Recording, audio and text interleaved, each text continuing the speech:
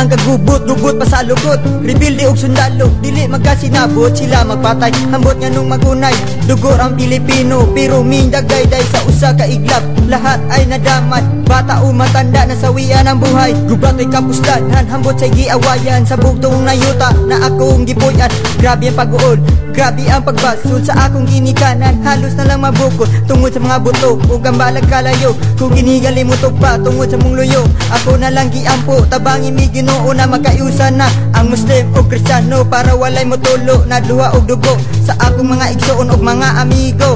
Hoy, Kristiyano ko, ikaw ug ako, may dugo nga Pilipino.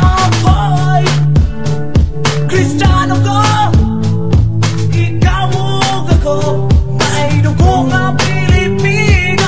Nagkubot sa Mindanao, labi nagyud diri sa lanaw. Wala gyud katapusan kay kaisog patigbabaw. Imbis nga Biblia ang dapat atong bititon, pero naon sa maninoon mga armas pandalon. Lan sa pamaundang kini nga kahilayan, kasagaran biktima mga bata ug sibilyan. Dapat ipatigbabaw ang gugma o kalinaw para mahunong nga mga dugo nga mipanaw. Usa kining tanan giampo na lang sa Ginoo para maangkong kalinaw sa tanan nga mga tawo diri sa Mindanao, labi na gyud diri sa lanaw. Muslim o Kristiyano dapat nga kita mabugaw sa kamatuoran nga kita tanan igsuon nga dapat maghiyung sa tanan nga panahon. Muslim at Kristiyano sabay nating isigaw nga gugma o kalinaw ang magpatigbabaw.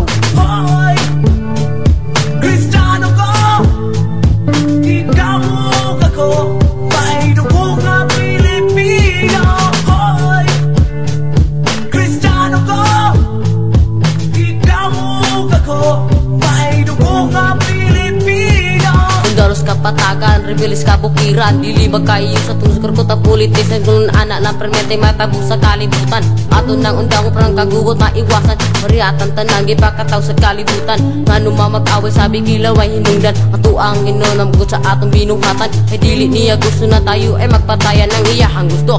Nga kita magkayusa, kitap tinabangay og sulbaron ang problema, para dili na mo balik ang kalit nga trahedya. Kay pa ito na hunaon nga mag-away ta, perlim sabtan ang blood sa atong nasod. Tungod sa kadakuan sila nagpasalipod, mauwalay asenso ang ato ang nasod.